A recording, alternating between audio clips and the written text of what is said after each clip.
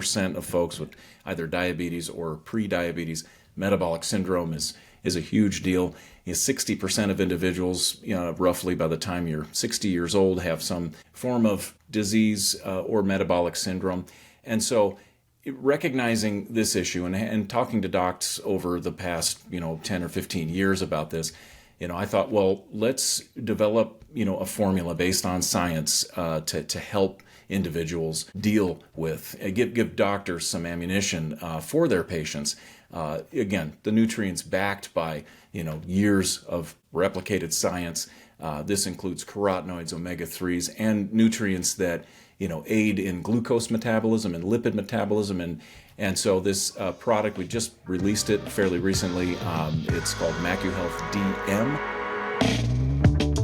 Hello and welcome to the Chris Wolfe Podcast on iCode Media. Today, again, we're going to have Dr. Jim Stringham on with us to discuss, metabolic diseases and how they're related, how the problem is global, but how it's related to the eyes, and what can we do about those metabolic diseases in our practices for our patients. And I'm excited for this conversation. It's one that I've been looking forward to having for a long time, mainly because I see these patients all the time. You think about patients who have diabetes in our practices, patients who are overweight, obese. They're not insignificant. I even think about our patients with ocular surface disease and inflammation, how much of that is driven by things like gut health and metabolic diseases. So I think it's a timely conversation to round out the year and to sort of project forward how we're going to interact with patients in 2025. So Dr. Stringham, as always, thanks for coming on. The most common questions I get include, what ophthalmological codes or evaluation and management codes should I use? What ICD-10 codes do I need to bill with this CPT code? What CPT codes can be billed together and what can't? And my favorite, how do I manage a patient who has diabetes who comes in for a quote-unquote routine eye exam? These questions really highlight the confusion and uncertainty that serves as a daunting hurdle for providers, makes it more challenging for them to care for their patients and provide those patients with the best opportunity for a lifetime of ocular health and clear vision. That's why we built iCode Education for this specific purpose. Our mission is to provide optometrists with resources to help you understand disease states, revenue cycles, and billing and coding so that you can put that on autopilot and truly care for your patients. Check out iCodeEducation.com. That's EYECODE education.com. We've developed a premier billing and coding bundle that includes all of our billing and coding resources in one place. We also have a 10% discount code just for listeners of this podcast. Enter the coupon code EYECODEMEDIA22 at checkout. We'd love to work with you. Check out iCodeEducation.com. Hello, dedicated optometrists. Are you looking for a way to support your patient's vision and overall eye health? Let me introduce you to Vision Edge Pro, a visual performance supplement that stands out in our profession. Vision Edge Pro contains a balanced blend of mesozeaxanthine, lutein, and zeaxanthine in a 10-10-2 ratio. This combination has been scientifically shown to increase macular pigment density, which enhances visual performance, including contrast sensitivity and vision in glare situations. Additionally, Vision Edge Pro provides 300 milligrams of DHA and EPA, fulfilling the daily requirements for omega-3s as recognized by the leading health organizations. This ensures your patients receive the essential nutrients their eyes need for optimal health. Whether it's for everyday screen use, night driving, or enjoying the outdoors, Vision Edge Pro supports your patients in seeing their best. Recommend Vision Edge Pro for your patients today and help them achieve clearer, healthier vision. Contact your local MacuHealth representative for more details. Vision Edge Pro, because your patients deserve the best in eye health. Go to MacuHealth.com and use the coupon code PODCAST2024 at checkout for special discounts. Thanks, Chris. I really appreciate it. This is going to be great. Yeah, I'm looking forward to it. So let me get right into it. Tell me a little bit about the kind of you've done a ton of research into, metabolic diseases and how it stands today, but give us a backstory of when you think about the history of metabolic diseases and the why behind it. How far back do we go, and where did things start to change? Well, I mean, this is a great question, and you want to look back, sort of as an epidemiologist to kind of scan what's going on and what's predictive of where we are today. We have data back to 1985 from the CDC on obesity in America, and we have data from the different states. You can access the data actually online. It's really fascinating. There are PowerPoint slides that show you progression through time every year. That first year in 1985, we only had data on about half of the states in the United States. And the reason for that is that, obesity wasn't really a big problem back then, if you can imagine. So the nationwide prevalence of obesity, and how we define obesity is a BMI, a body mass index of 30 or higher. And that, for just comparison's sake, is a person who's 5'4" and roughly 30 pounds overweight. Okay, so that's, as an example. Now, can I pause on that real quick? Can I pause on that? Because there's a little bit of criticism within BMI, because if you're like a big, bulky bodybuilder guy, like that might shift that BMI. So, but the reality is like that's a very small fraction of what we're talking about. It is, and I agree with you totally. I mean, I've worked with athlete populations who their BMI is 32, but it's because they're, huge muscular. I mean, certainly body fat percentage would be an easier metric, or a better metric, I should say. The easier metric is BMI. It's basically your, height divided by weight, or weight divided by height. There's a formula. It's pretty simple as long as you've got those two easily obtained metrics. So, anyhow, that aside, and you're right, it's a relatively small fraction when you're talking about, people who are incredibly muscular driving that BMI over 30. 1985, half the states, nationwide prevalence of about 8% meeting the criteria for obesity. So it's fairly low by today's standards. And some states, it was more like 3 or 4%. Colorado, for example, generally maybe a little healthier and more active, etc. And so you fast forward through the years, and you start to see, this exponential increase. And it dovetails kind of, interestingly enough, personal computing, the internet, social media, smartphones, that kind of thing. And so I think, when you're looking for causes potentially, I mean, that aspect of maybe not being as active plays a huge role. Diet certainly plays a huge role as well. And so you see that exponential increase to where we are today, which is a staggering and kind of harrowing statistic. We're over 40% obese, the population. Obese, not even overweight, just obese. Overweight, what's the overweight population? Overweight, I believe it's in the 60s, 60%, I want to say 64, 65, and that's I believe over 27 is overweight, in between 27 and 30. So yeah, it's a massive problem, and so people ask me about genetics and what the role is of genetics. Like we're predisposed to be overweight, and really all we have to do is look back at these data and say, well, okay, this is environmental. Genetics doesn't change that fast in 40 years. This is an environmental effect. For whatever reason, something's happening here in the mid 80s, and it's we're changing rapidly up until the modern day. So. Well, it's interesting. I was talking to some. I was in fact running yesterday morning, and I was talking to some buddies about it. Thanks. And I was, but actually this topic came up exactly, and we were discussing. It's in the morning. It's a bunch of guys. We're sort of just spitballing what we think might happen and why this is the case. But there's a lot of different factors. One is you can go down these nefarious rabbit holes, and then you can also go down the idea of have we allowed, what's part of the culture that we have that obviously, we've changed our diets. There's a lot, and to your point, we've changed our diets. We're eating more sugar. You probably have some data on that.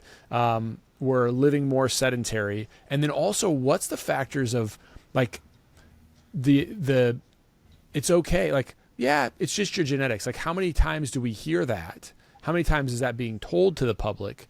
where it's not necessarily true. And what you're saying is that it isn't true, but we've believed it. So now we're more likely, instead of saying like, no, I can beat my genetics. It's going to be hard. Or it's not genetics at all, but it's environmental. It's going to be hard. I'm going to have to change behavior. But because we've accepted as a culture that there is a genetic component, or so many of us have, then it's like, well, no matter what behavior I have, it's not going to matter. So there's this underlying actually social detriment to what's going on that robs people of their authority over this. So that's a lot. What do you think about that? You're absolutely right. This is a great line of reasoning to challenge, the genetic predisposition for things. And, up until really the last 40 or 50 years, genetics was considered, destiny. So for instance, macular degeneration, if it's in your family, it's just a matter of time before you go blind. I mean, that was the conventional wisdom, really. But now we know that you can do so much for that disease, and really all diseases, over the lifespan, and these are, behavioral modifications, in terms of eating behavior, activity, physical activity, huge effects. You can reduce your risk by 70% with regard to macular degeneration by making lifestyle changes, and again, consistently over your lifespan. So I want you, can you elaborate on that? Because obviously we're talking about metabolic disease, but that's a number that nobody really talks about. And so first, can you cite that data, and then 70%? I mean, that's good lifestyle changes over, lifestyle choices over time, not necessarily changes, but choices over time can impact your outcome. That's not a number that would align with like AREDS 2, for example. AREDS 2, the best you could do would be to supplement, right? And that would be an old supplement, and it would only give you about 25% risk reduction. Yeah, and so and you look at the AREDS data, and I know we're getting mildly off topic here with metabolic. No, it's okay. We'll come back. But I think this is really important to talk about in this sort of global scheme of things. You look back at epidemiology, and this is Johanna Seddon's work from 1994, Julie Mars in 2011. Both find that a lifetime, of you take a snapshot of folks who are of advanced age, and you look at their life, that they lived in terms of diet, exercise, etc., behaviors, and then where are they when they're 75, 80 years old? Do they have macular degeneration, heart disease, etc.? What's their BMI? And you find, consistently that this was replicated. This Julie Mars replicated what Johanna Seddon found. Basically, a 45% reduction in risk for development of AMD. And then if you don't smoke, and you have, pretty good physical activity, 3 to 4 times a week, vigorous physical activity, that number becomes 71% reduced risk for AMD. And that's huge, right? If there were a drug that could do that, yes. It would just, you give everybody that drug. Unfortunately, it requires discipline. It requires, good, healthy behaviors throughout your lifespan. And AREDS looked at only people with macular degeneration. They did not look for a preventative effect. And so a lot of good came out of AREDS. I do have my battles with it occasionally. Oh yeah. Certainly, I'm on the side of prevention, and so we didn't look at really prevention other than prevention of progression to different stages. Right. But the idea of getting way out in front of it was kind of lost in that study, and so. But there is a lot you can do, and this is true of anything related to, say, metabolic syndrome. It's a long game, and so what we want to do for patients is to say, okay, you might not be in a great place right now, but there's a lot you can do that's positive. It does require discipline, and that's the key. As human beings, we always gravitate towards what's easy, and is it easy to go out and physically exercise like you do, Chris? Every morning going out for a run, in the cold temperatures there in Nebraska this time of year. Don't remind me. It's hard. Rubbing it in. It's hard, right? And so, I'm here in Phoenix, and it's 75 degrees.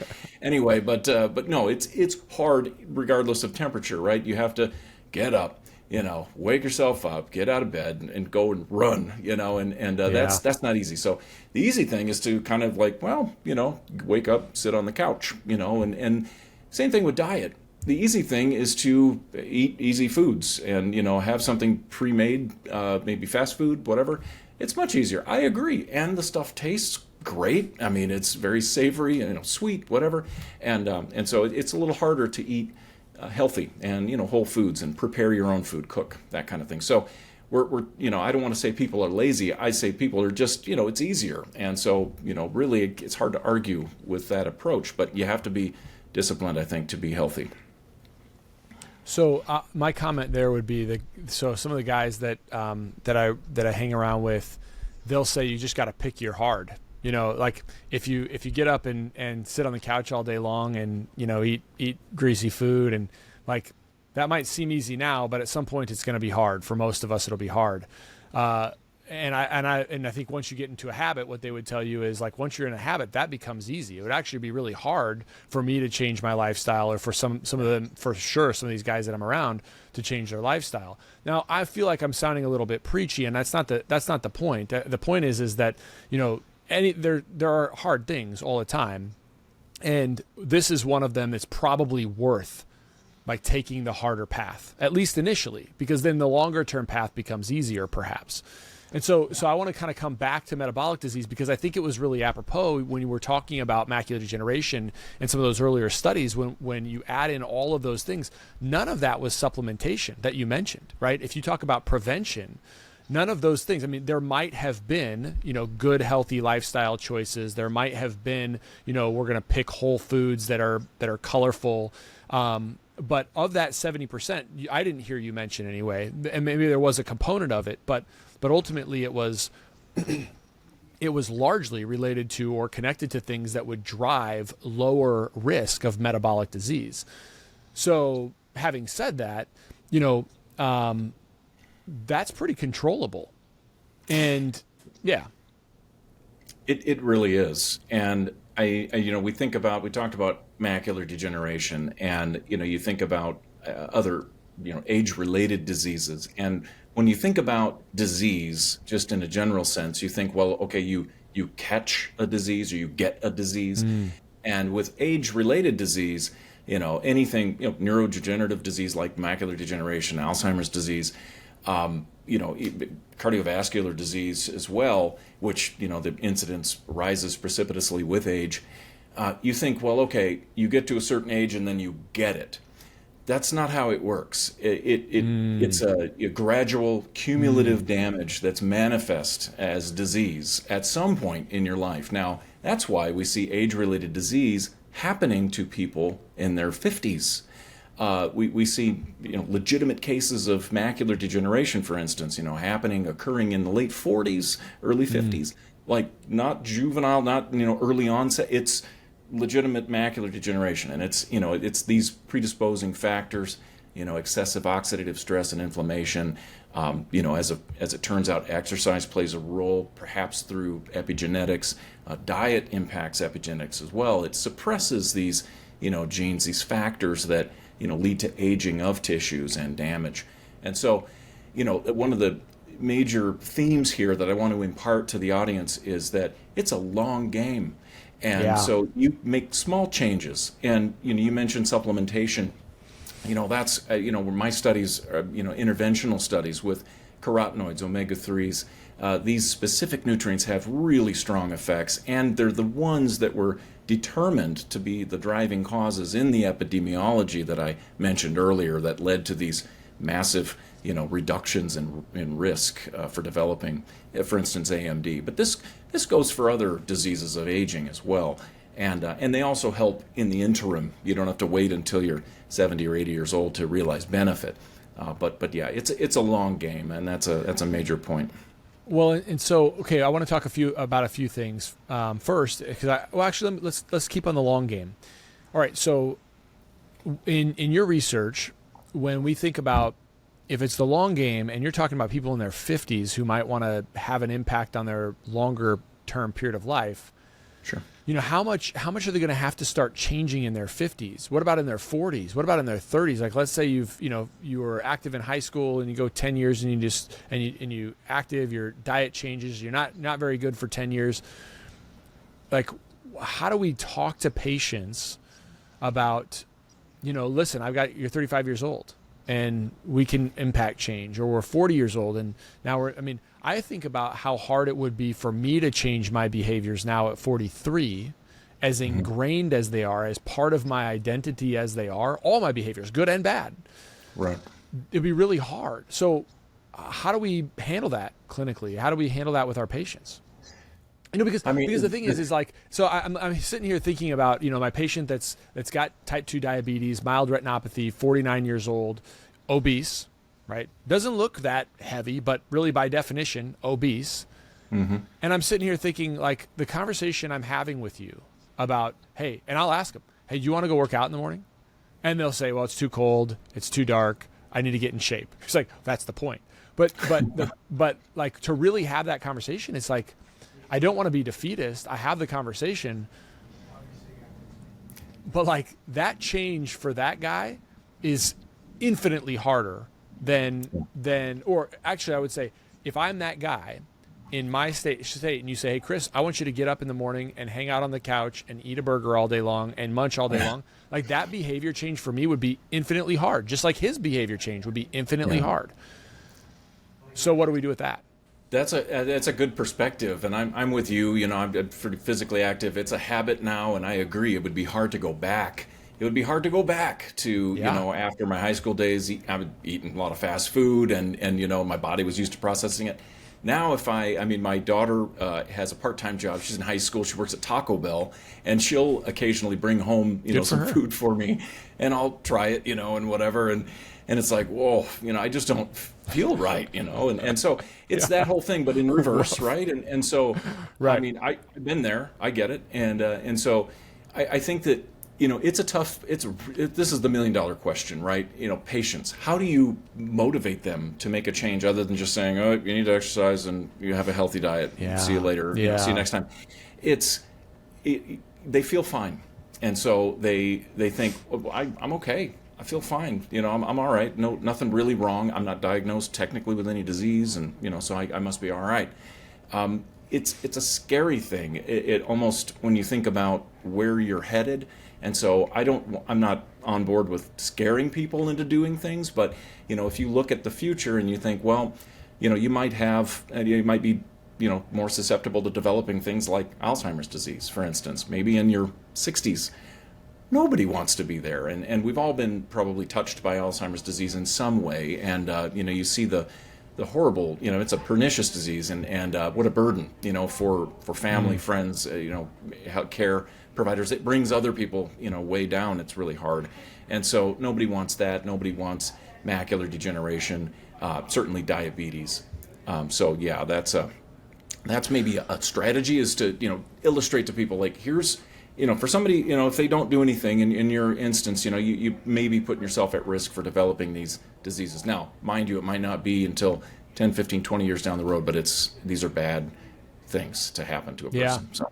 Yeah, and you don't want to sugarcoat it, and also you don't want to abandon them. It's like, oh, I'll be here to help you when that happens, and I hope it doesn't. But these are the things that we can change now, because I think if you think about it, like smoking cessation on the risk of AMD onset and progression, basically your risk becomes the same as it was had you never smoked after 20 years. So that means that if you're 50 years old and you want to make a change, by the time you're 70, if you've really made a change, you still can. There's a lot of life left after 70 if you've lived it well. Absolutely. Yeah. And same thing to say at 30. Maybe you haven't done things well at 30, and okay. So I know we're talking about smoking, but I think you could probably apply the same sort of reasoning of, if you commit to something, whatever that lifestyle is, for a period of time, 5, 10, 20 years, you probably can undo a lot of what you've done up to a certain point. Yeah, you absolutely can. And I've seen this with my own eyes, and I'm sure you have as well, in the chair as an optometrist. you see changes maybe in the retina, you see changes in, in my case, visual performance, and also personally. I mean, we've had folks, in my family that, my wife's grandmother who was diagnosed with AMD in her family, early 60s, and her mother, bilateral went blind, in her late 60s. And so this was, in her early 60s, started her supplementing with the macular carotenoids, lutein, zeaxanthin, mesozeaxanthin. And I was very early in my career. And I said, oh gosh, we have to do something about this. These can help. And so consistently, she has taken these over the past, 25 or 30 years. And she's 91 now. And she switched ophthalmologists because her, doctor retired. And her new ophthalmologist said, well, you were diagnosed with macular degeneration, dry form, back in 1980 something, and she said, "Yep, I've got macular degeneration. I take my, my eye pills, and it's all good." And he goes, "Well, if I was to examine you today, I would not diagnose you with AMD. You don't have retinal signs of AMD anymore." And that's 30 years. I mean, that's pretty amazing. And given the genetic, the family history and all that. So, I've seen all of this from all different angles. Athletes who are at the top of their game get better because of, performance advantages, enhancing, from the carotenoids, from omegas. And so there are things you can do that are relatively easy, actually. You talk about getting the right nutrients, the ones that have been studied really carefully, these macular carotenoids, the omegas. There are other nutrients that have effects on lipid metabolism, on glucose metabolism as well. Very well studied. The history goes back. And again, it takes a little bit of work if you're going to eat the food, for sure. A little easier if you've got, some really high quality supplements and you can realize these effects. And they do, like you say, have these dramatic effects, just like cigarette smoking cessation. You're talking about all of these direct effects, antioxidant, anti-inflammatory, but also you're switching on these factors that lead to cleaning up of the system, cleaning up debris in the retina, in the brain, improving blood flow out to capillary beds, all of this stuff, epigenetic effects, turning on these circuits that are healthy and signal basic youthful function. So we all want to act more youthful. That's certainly a good way to do it. So you can have a huge impact with just nutrition. But, of course, we're talking a little bit about exercise as well here. But, well, I want to get into the nutrition in a second. I actually want to get into some of the specifics because you mentioned some things about changing some of the way that your metabolism is for your lipid metabolism and some of those other things. I want to get into more specifics there about the specific nutrients because that's interesting to me.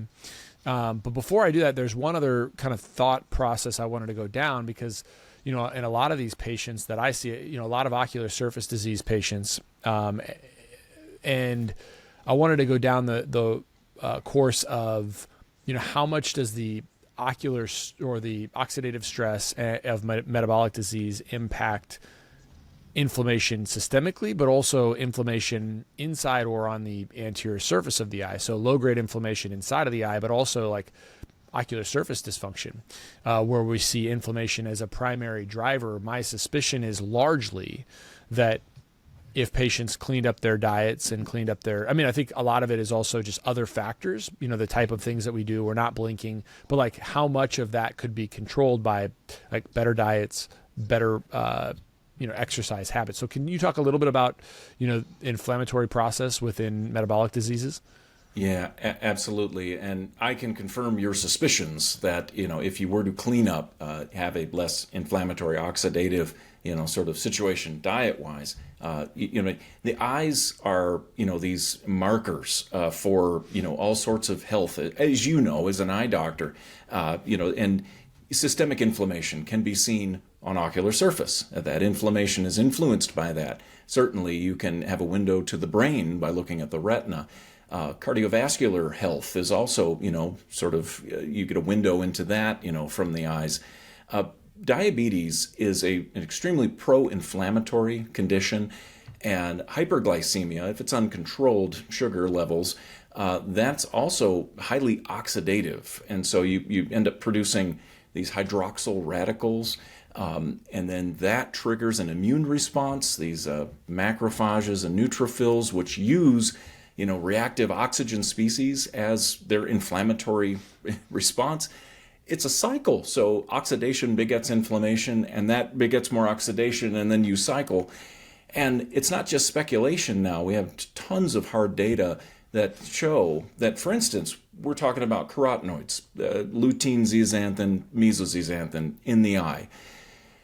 Controlling all things, diet, BMI, everything. If you have a diabetic versus a non-diabetic patient, the macular pigment is nearly 3 times as high in the non-diabetic as it is the diabetic patient. So what that is indicating is that these carotenoids, even if you're eating them, are getting used up systemically. In an attempt, the body's trying to use these really powerful nutrients systemically. They don't just go directly to the eye, they're in the body. And then if whatever's left over gets to target tissues like the eye and the brain, skin, cardiovascular system. And so they're being used up They're being used up primarily as an antioxidant. That's right, systemically. Right. And so you're depleting that store, and then which means less gets to tissues like the retina. And we know, because of the pro-inflammatory state systemically, that's going to impact all tissues of the body, whether directly or indirectly. In the case of the cornea as well, the ocular surface, you've got a relationship between certain pro-inflammatory cytokines systemically and those that are found on the ocular surface. IL-17RA, I know, is certainly one of those.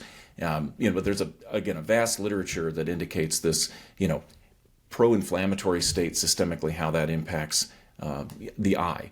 Not only, sort of anterior, but, posterior as well, segment and, retina clear through to the front in the cornea. So, well, it's hard because right. because a lot of the things you're talking about are these even low-grade inflammatory processes where they're what might be called subclinical. Like you might have a patient that has a patient with bilateral anterior uveitis, and I had a patient like this over the last 3 months that we've been managing, and so you get kind of these standard lab tests. There's this kind of battery of lab tests that you're suspicious. When you have that occur, you're pretty suspicious that there's something systemic going on.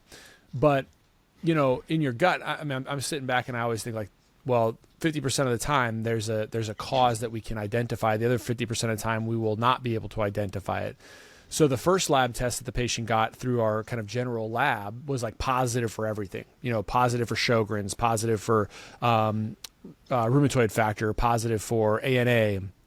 And so then that allows us to get her in with a rheumatologist, right? Mm-hmm. The rheumatologist comes and they do the same labs, they repeat them, and everything comes back normal, right? Comes back negative. Now this patient she doesn't look, she's 70 years old. She doesn't look like she's super overweight, probably because that's what we've become used to, but she's definitely obese. And so then the diagnosis becomes, well, the original lab work that was done through the hospital system was all false positives. Our new lab work that we use is all the accurate one. That's what the rheumatologist tells her. And I'm left thinking, like, how do we get a hospital-based lab that gets everything false positive because it was repeated and it was negative? Or could it have just been that whatever the amount of inflammation, because at that time, we had it controlled. We had it controlled with topical medications. Maybe the only place that we were seeing it was anterior chamber reaction.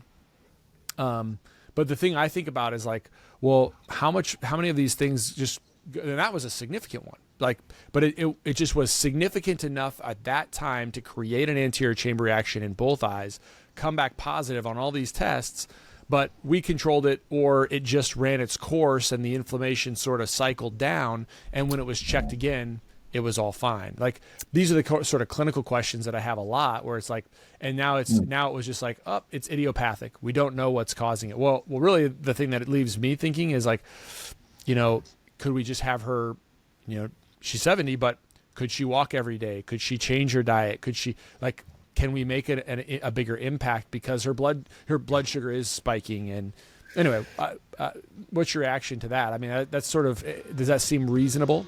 CooperVision and the AOA have joined forces in a groundbreaking initiative to transform how optometrists treat children with myopia. The Myopia Collective aims to unite our profession and its allies to challenge the status quo and elevate the standard of care for children with myopia. Everyone is invited to become a member of the collective. By joining, you pledge to act in slowing childhood myopia progression. Membership includes regular updates and information about the collective's efforts, access to educational opportunities and resources, and insights from the ambassador optometrists who advocate for community policy and changes supporting the collective's mission. Click the link in the show notes to join the collective today.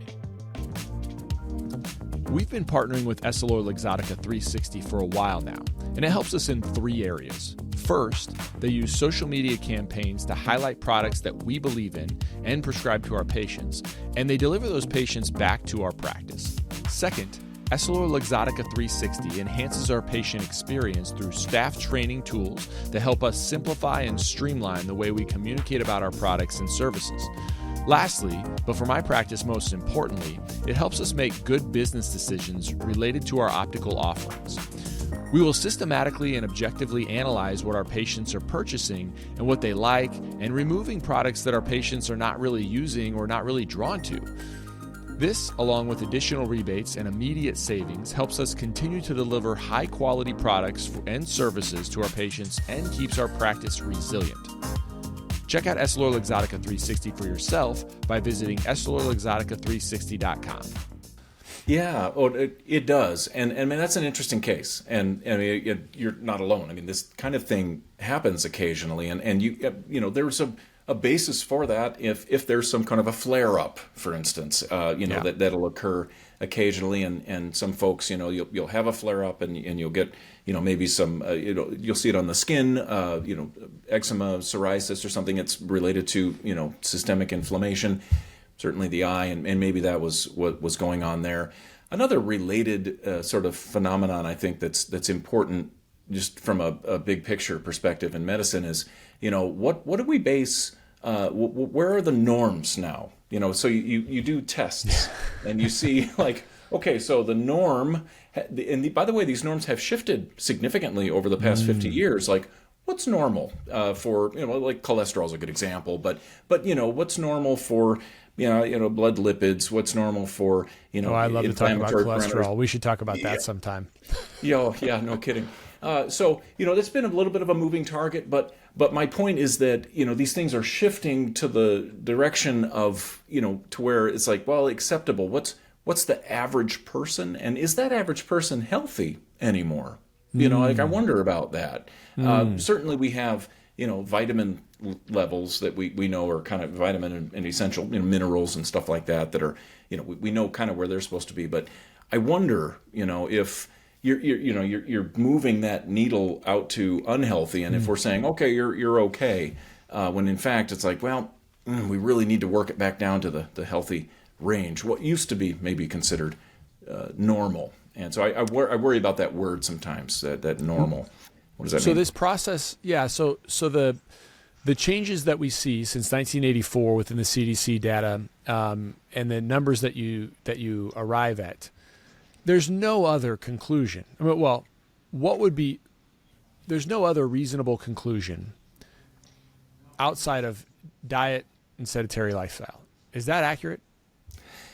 I think that's accurate. You can drill down a little farther and look at things like processed foods, the ultra processing of foods and those kinds of things. But we're still on food, what you're eating, and it's the activity levels. And when you look at activity, it's little things. In the 1980s, you would have to get off the couch to turn the channel on the TV, for instance. I mean, little things like that. It sounds ridiculous and silly, but I think it's easy now to say, well, everybody walks around with their phone, and it's you sit with your phone, and you're looking at things instead of maybe going out and doing something, going for a walk. But it's not like you have to go to the gym for 3 hours a day. I think it's little additive, bits of exercise, just getting up and going and standing as opposed to sitting, for instance. Doing a little bit of exercise every day adds up a lot. The food aspect of it is huge as well. Again, what's easy? Things that taste really good now. Salt, sweet, and fat. Wow, that used to be rare back in the day. Hundreds of years ago, we didn't have too much of that, and so we developed these cravings. We need some of that certainly to function.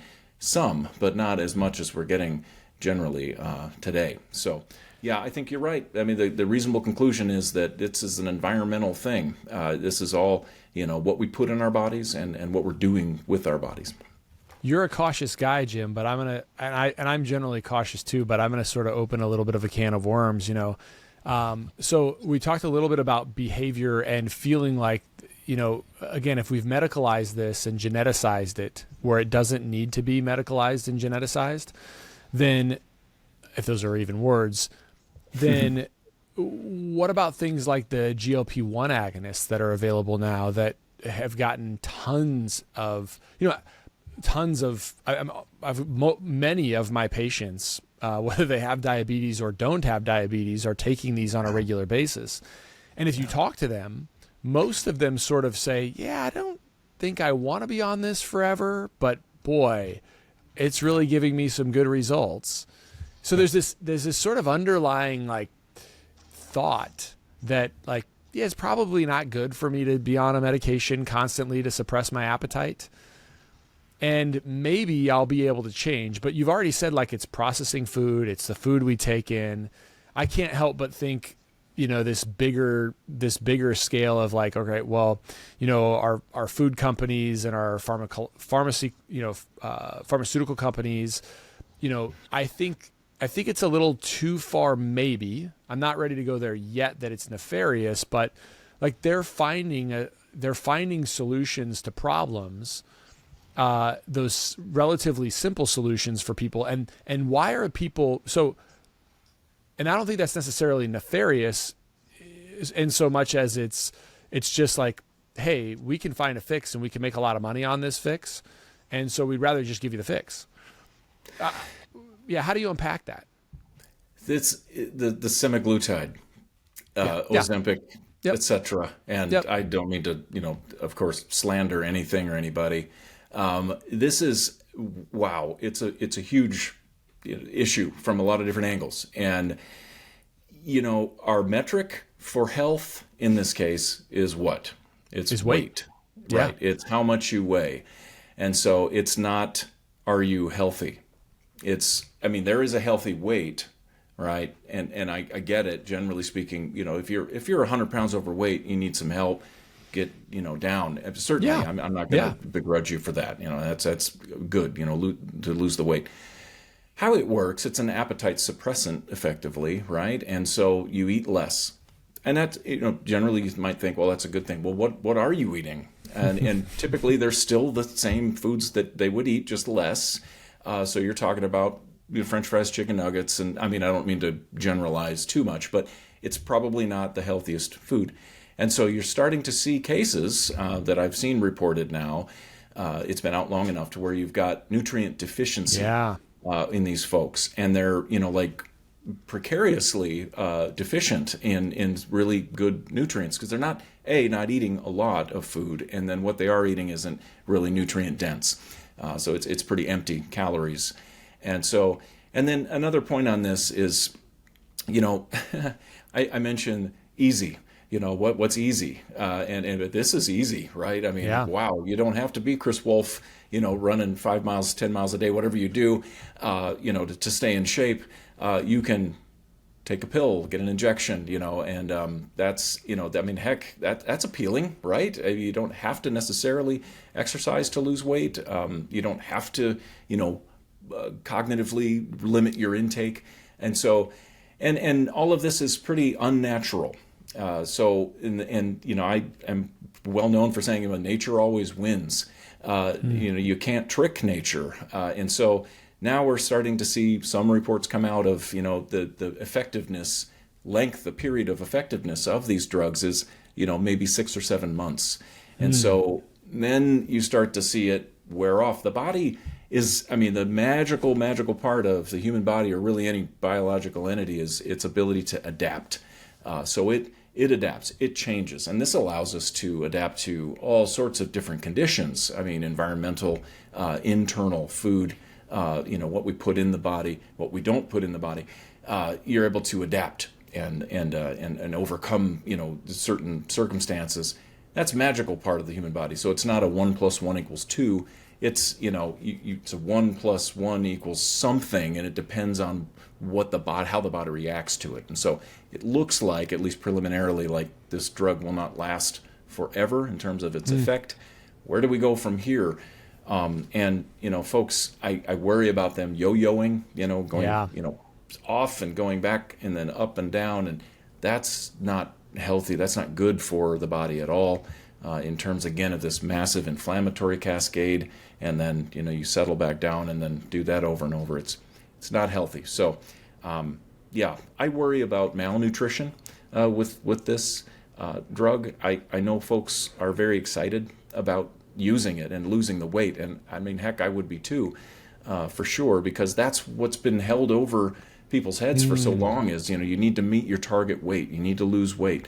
And if that's the goal, then this does it. But, healthy, what is healthy? And that's really should be our concern. That should be, top of the page. Well, that's what where we started was weight, right? BMI and so that's where we started the conversation, and it's a metric, and that can kind of get that number down. But like all the other intrinsic things that come from, so I'll tell you, like I think I've said it before. If I have a struggle, I love ice cream. I love ice cream, and I love ice cream at nighttime, like the worst time to have ice cream. Yeah. And my wife is smart enough for me. I got home the other day. Actually, it must have been a Monday. It must have been Monday night. And I got home, we ate dinner, and I've been fasting 5 days a week, where I'd fast for basically like a 22-hour period. So I have like a 2-hour to 2.5 hour eating window, and I've done this since July, and only. It's awesome because, one, like I feel my GI system feels way better, but also it allows me to have periods where I don't have to, like if we're going to have pasta and grains and, sit down with a big meal on the weekends, like I can still have fun with food. I don't feel like I'm challenged by it. Now that's worked for me. It doesn't work for everybody, but it's been, I can say, listen, I'm going to fast and I can have a great meal at dinner. But the thing I love and the thing I really want is a pint of ice cream, at 8:30 at night. And I know it's not good, but Jamie, I think I got home and I was like, why don't you ever, she had, the groceries came and I said, why don't you ever get ice cream? Like, why don't you ever have ice cream? I always got to go buy my own ice cream. And she was kind of like, she sort of played it off a little bit, but I think I know she's smart enough to know that they're like, I just keep it out. And so now I got to make a trip to the store. And so it's like another behavior, right? It's another behavior. If I can just withhold it. And I haven't had any ice cream this week because it has been inconvenient for me to go to the store. She's making it hard for you. Yeah, exactly. Yes. So it's not easy. Yes. Yeah.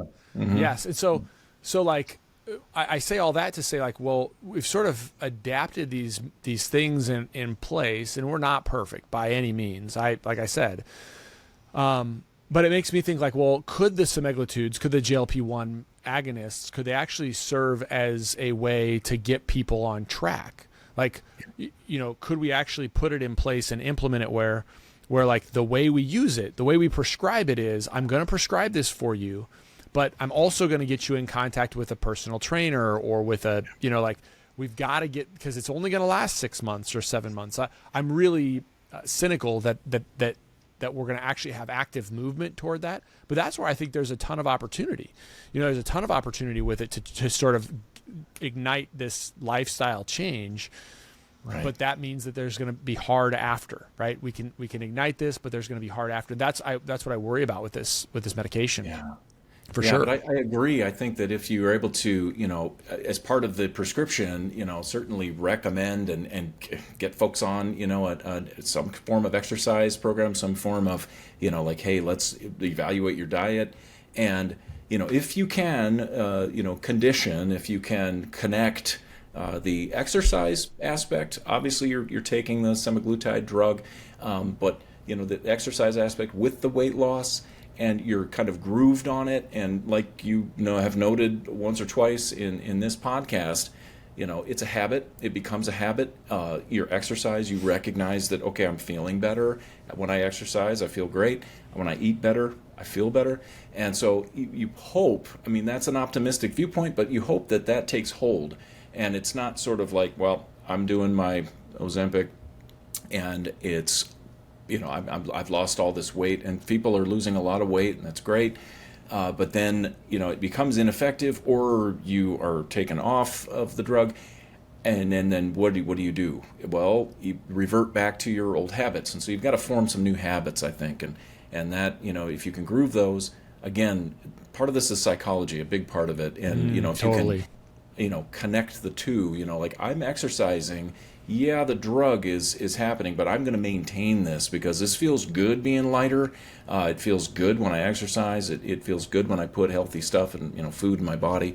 If you can hit that, that's like the trifecta, and you're in good shape going forward. But again, I'm skeptical. People tend to gravitate back to the couch, and so. Yeah. The easy way out, they don't want to have to drive to the store to get their pint of ice cream. It's... Yeah, let alone have to walk to the store. What if I had to walk to the store, right? Like you made a point of like our phones. Your car keys. Yeah, now I could even just, which I haven't even thought about this. Maybe I should, but like I could DoorDash it, Like I know, but yes. Yeah, another easy thing, right? Oh my gosh, yeah. Yikes! Well, Chris, shame on you. and I planted that seed. Now I'm going to think about it. Yeah. But the thing that all of this, you brought up health, and then you also brought up, mistaking weight for health. And one of the things that all of this stuff does is when it's all connected and it's working well. For me, it's my prayer life, it's my family life, it's my physical life, it's my professional life. When those are firing on all cylinders, it's not just that, my physique looks okay, or that my GI system feels good.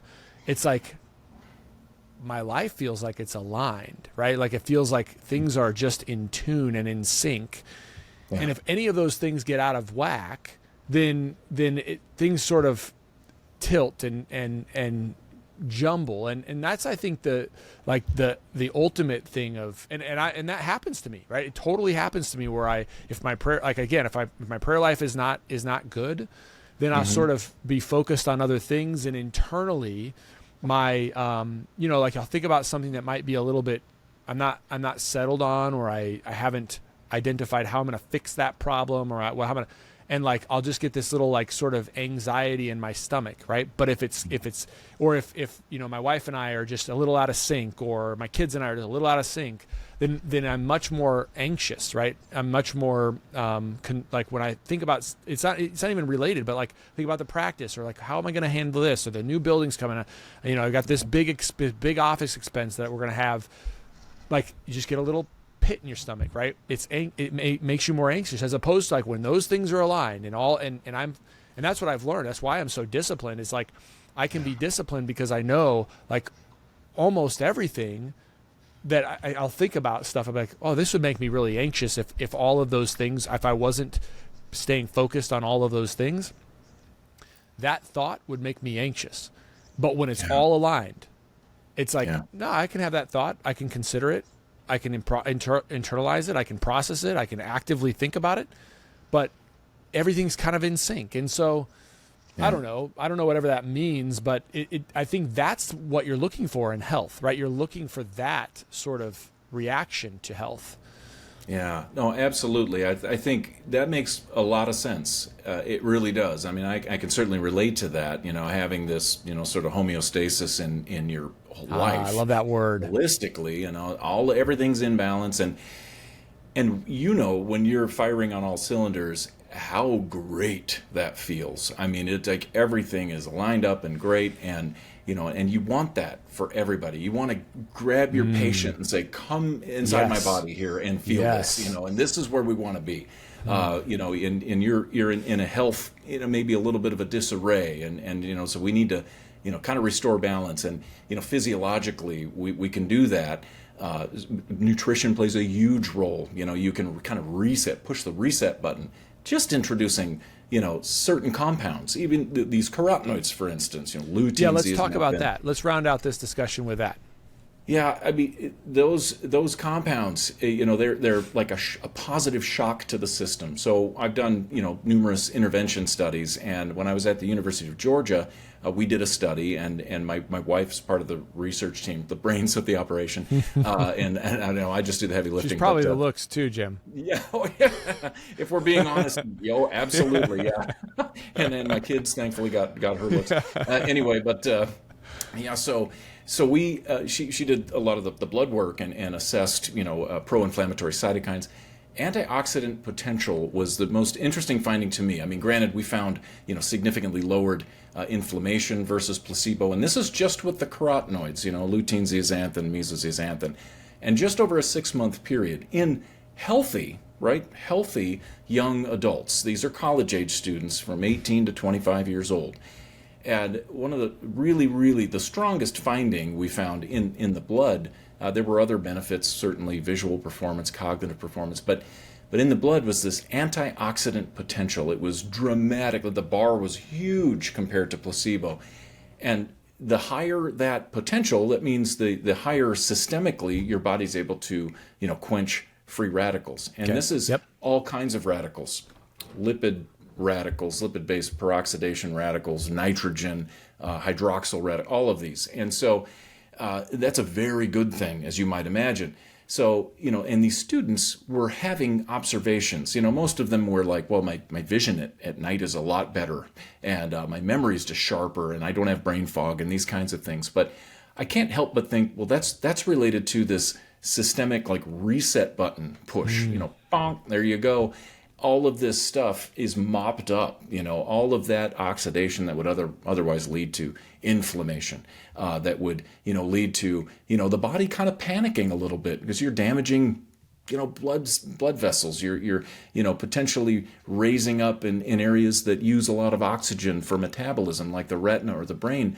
There's less protection there. You can't quench those radical oxygen species, and we need a little bit of the free radical, the singlet oxygen. The body uses it, but it gets, again, out of homeostatic balance, and you're down the road to, oxidative stress.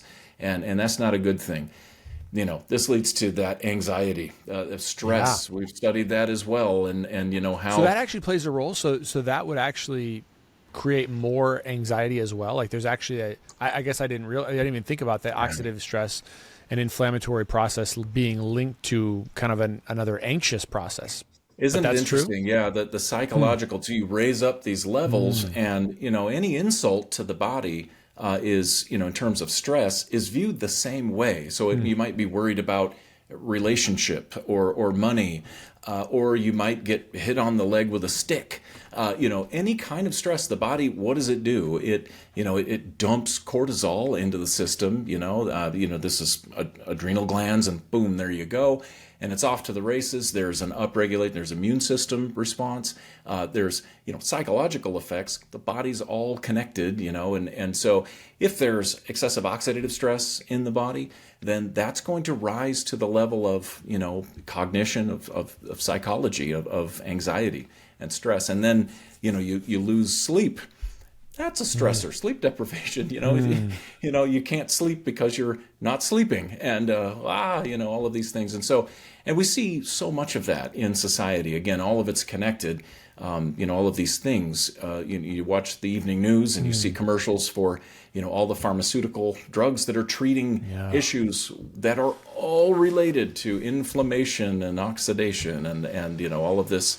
The outcomes that crop out from all of the precursor, the oxidative stress and inflammation, including lack of sleep. So it's a. Do you have do you have it's pretty rare, I would think, and I can't do this, but like, how many people do you think, or do you think people can actually, when they start feeling that additional anxiety or stress, wherever it's coming from them, like, how many people do you actually think can say, like, can step back and be like, all right, well, first thing I'm going to do is I'm going to calm myself down and know, like, tomorrow's going to be better. And second, I'm going to really figure out, well, what got out of balance? Did I have too many beers this weekend, or too much wine, or did I eat too many pints of ice cream? Like it would seem to me that, or did I, it would seem to me that if you could be that in tune with sort of the way that your body is telling you, and your, spiritual life as well is like telling you what's going on, man, like, how empowered could you be? Yeah, I think when you look at, it sounds like you, Chris, you've got a handle on a lot of things, and you're, have a level of awareness of... I'm fooling a lot of people. Well, yeah, maybe so, but someday they're going to figure it out.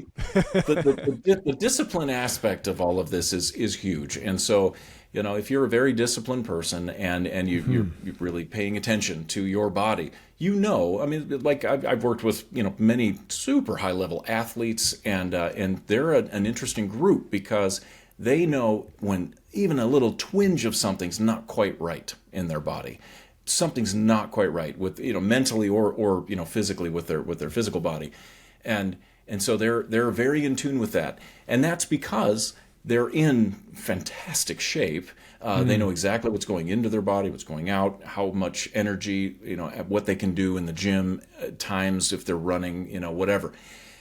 They know exactly what's going on. They know all the metrics. And so if something's off slightly, they can say, what's up? And, they can evaluate, okay, what did I do this weekend? Like you say, ice cream, beers, whatever.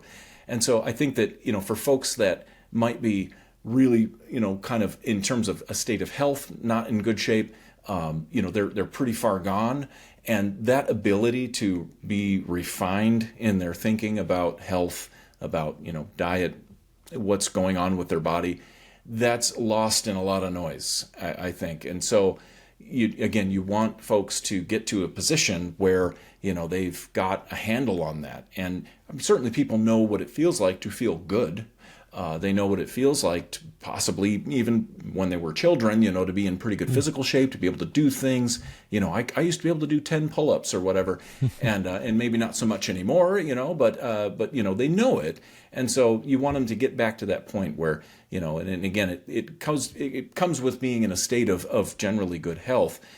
Easier said than done, but I think that, that's where we want our patients to be. And yeah, what a magical thing to be able to say, wow, yeah, I didn't really eat many, colored fruits and vegetables or leafy greens last couple weeks. Maybe that's part of it. And then, you realize that you get on that, and it's not immediate, you can't eat a salad and then be like, woo, Superman, but you can, go a couple of weeks eating healthfully and you notice effects. I mean, it's, even me, I'm Captain Vegetable or whatever, and I tend to eat well, but, I fall off the wagon a little bit, but I come back on, and it's like, that's what it was, and clarity of thought even, and just, the ability to, I go on a run, and it's like some days are just like, whammo, I'm like, on top of the world, I can run all day. Other days it's like, oh man, my legs are they feel like they're twice as heavy as they used to be. And, I'm sure you experience that too. And it's like, I do, what's going on there? Well, you can usually derive back, to, what's going on, with a lot of its diet. And certainly, your sleep. I mean, it's all connected, but yeah, health is where we should be focusing, and certainly not weight, with respect to this conversation on metabolic health. So, Dr. Jim Stringham, you've gone on a journey with me that probably took us in places that you didn't necessarily know we were going to go. And I really appreciate it, because it lets my brain sort of wander in fun ways and ways that a lot of people aren't willing to kind of go down, pathways people aren't willing to go down. So I appreciate that. I also want to recognize that, this whole entire hour that we've spent, you haven't talked once, I don't think, about MacuHealth, but you work you work at MacuHealth, and one of the reasons that I think this is exciting for me is, can I do something better for my patients who have metabolic disease to maybe jumpstart and have conversations with them that aren't just going to fall on deaf ears, but give them a place to start that could be as simple as some of these other things that we could compound a larger discussion on. So tell me a little bit about what you guys are working on at MacuHealth. I know you were going to go the whole episode and not talk about it, but I think it's worth, if you're willing to talk about it. I'll give you a platform to talk about it right here at the end. Well, I appreciate it. Yes, I am the Chief Scientific Officer for MacuHealth. I spent, the vast majority of my career in academia as a research scientist and a research professor. And so recognizing the massive issue, this is a staggering problem that we've got here in the United States, and it's really the developed world, but specific to the United States, we talked about the data. 50% of folks with either diabetes or pre-diabetes, metabolic syndrome is a huge deal. 60% of individuals, roughly by the time you're 60 years old, have some form of disease or metabolic syndrome. And so recognizing this issue and talking to docs over the past 10 or 15 years about this, I thought, well, let's develop a formula based on science to help individuals deal with, give doctors some ammunition for their patients. Again, the nutrients backed by years of replicated science. This includes carotenoids, omega-3s, and nutrients that aid in glucose metabolism and lipid metabolism. And so this product, we just released it fairly recently. It's called MacuHealth DM for daily metabolic. We see DM in the medical field and we think diabetes mellitus, yep. Of course. Technically, we're not treating a disease here. We're addressing issues that are associated with these kinds of, the syndrome, namely oxidative stress, inflammation, and, glucose metabolism. And so, MacuHealth DM, I'm really excited about this, the potential to help individuals. Again, we want to promote, this holistic approach to health. That includes, an exercise regimen, thinking about things the right way, moderate portions, changing diet as well.